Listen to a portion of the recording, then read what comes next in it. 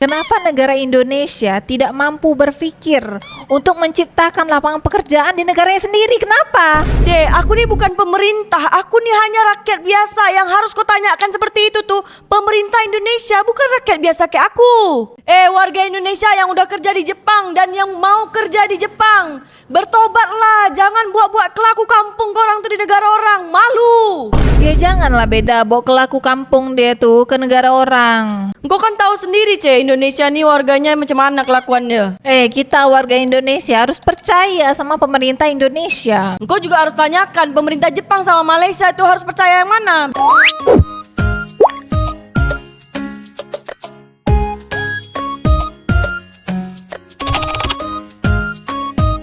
Negara Indonesia berpotensi di blacklist sama negara Jepang. Kalau negara Indonesia di blacklist sama Jepang, tenang. Negara Indonesia nih masih ada potensi untuk kerja di Malaysia. Kalau negara Malaysia pun berpotensi untuk memblacklist warga negara Indonesia untuk bekerja di Malaysia, macam mana beda? Tenang, negara Indonesia bisa pergi ke Korea. Kenapa negara Indonesia tidak mampu berpikir untuk menciptakan lapangan pekerjaan di negaranya sendiri? Kenapa? Mengapa semua menangis?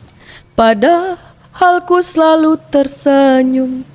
Usap air matamu. Aku tak ingin tak ada pekerjaan.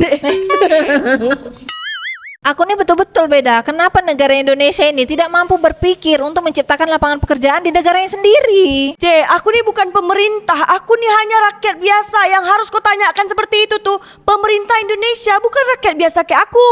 Sekarang nih beda, YouTuber Neo di Jepang ini, dia udah putus asa beda dengan rakyat Indonesia di negara Jepang. Iya, karena YouTuber Neo ini dia udah terkenal di Jepang. Nah, pemerintah Jepang ini nak kado siapa selain dia?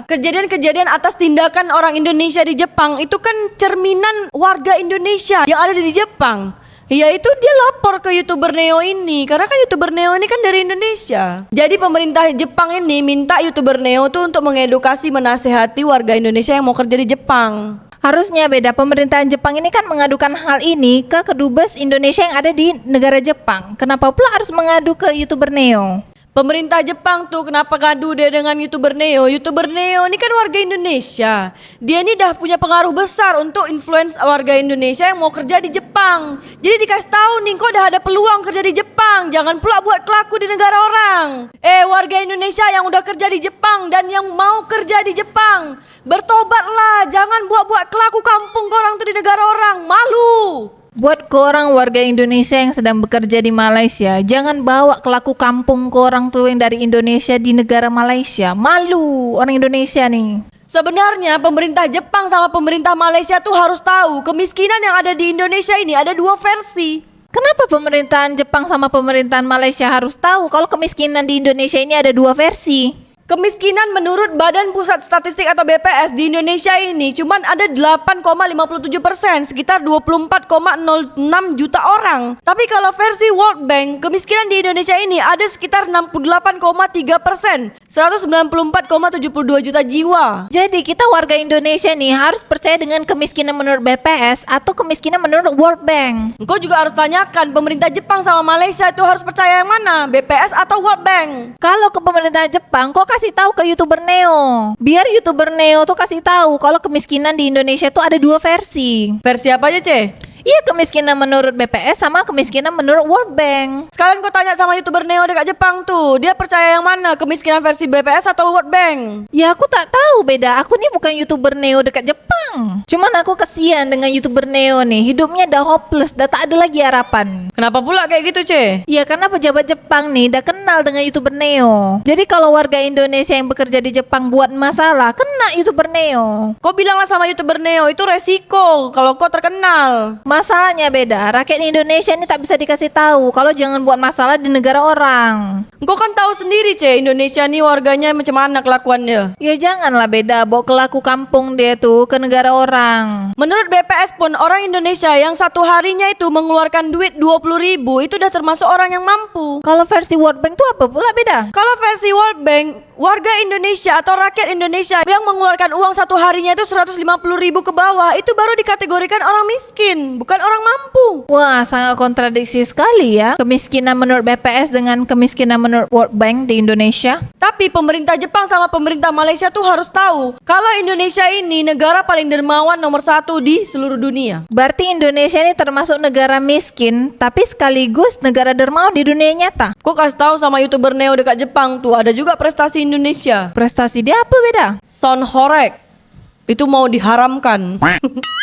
Son Horek tuh termasuk prestasi di Indonesia. Kau cobalah cari di seluruh dunia nih, kau keliling dekat dunia-dunia dekat luar sana. Ada tak Son Horek dekat sana? Cuma ada di Indonesia. Buat korang warga Malaysia, Jepang, dan Korea, Son Horek tuh artinya ngeri. Korang cari aja, korang cek aja dekat Google tuh. Tapi sekarang di Indonesia udah diharamkan, Ce. Bahaya tuh beda kalau diharamkan. Banyak yang suka Son Horek tuh dekat Indonesia. Diharamkan karena banyak mudaratnya, Ce. Jadi macam mana tuh? Jadi Son Horek udah tak ada lagi? You nak tahu, kau tanya saya.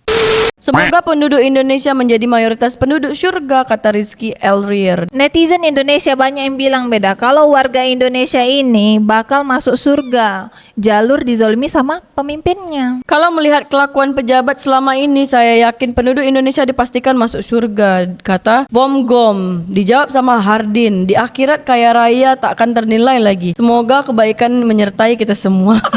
Kok kira kok komen kayak gitu pejabat di Indonesia tuh bakal bertaubat dan tidak korupsi? Selain baik hati namun juga paling sabar di dunia, kata Asep. Dijawab sama Makfi. Dan gampang dibohongi, gampang diperes, gampang dipasar scam. Karena orang Indonesia itu FOMO dan selalu ingin aktual dengan sesuatu yang hype. Mulai dari snack video, FB Pro, sampai trading koin digital, bahkan judol. Semuanya marketing yang hanya menyasar masyarakat negara berkembang dengan jumlah penduduk ratusan juta. Jika semua hal yang saya sebutkan tadi bermanfaat, mungkin mayoritas penduduk Eropa ngelakuin hal yang sama. Jadi warga negara Indonesia ini bukannya FOMO, tapi warga Indonesia ini selalu mencari peluang baru. Sulitnya mencari pekerjaan di Indonesia, jadi dia mencari peluang-peluang baru. Walaupun ujung-ujungnya ditipu.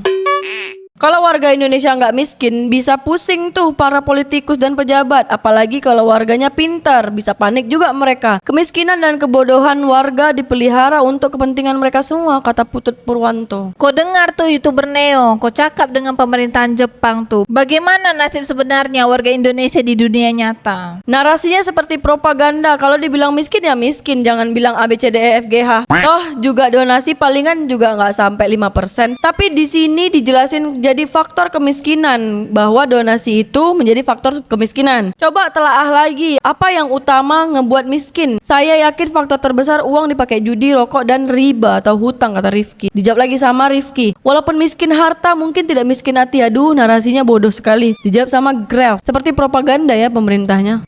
Kita warga Indonesia harus percaya sama pemerintah Indonesia. Kita warga Indonesia pun harus tetap percaya juga sama pemerintah Jepang. Pemerintah Jepang bilang tuh stop warga Indonesia yang buat kriminal di Jepang. Buat kalian warga Indonesia yang mau kerja di Jepang dan yang lagi kerja di Jepang, stop buat kriminal di Jepang. Kalau korang buat kelakuan yang tidak benar atau kriminal, nanti imbasnya itu ke Indonesia. Nanti orang-orang Indonesia yang mau kerja di Jepang itu semuanya di-ban sama negara Jepang. Karena apa pula, Karena kelakuan-kelakuan yang tak betul warga Indonesia di negara Jepang. BPS lawak, kata Ateng. Dijawab sama Rian Widianto. Standar penilaian kalau nggak salah masih tahun 90-an bang. Dijawab sama Woidik. Apa iya bang? Soalnya tahun 1992 UMR rata-rata nasional sekitar 20.000 dan nilai $1 sekitar Rp2.000. Jadi maksud kamu standar masih 90-an di sini berdasarkan jumlah dolar atau nilai dolar? Buat korang warga Malaysia, Indonesia, Singapura, Jepang, dan Korea yang menonton video ini, sekarang $1 Amerika sudah Rp16.200. Pernah juga naik menjadi Rp16.800.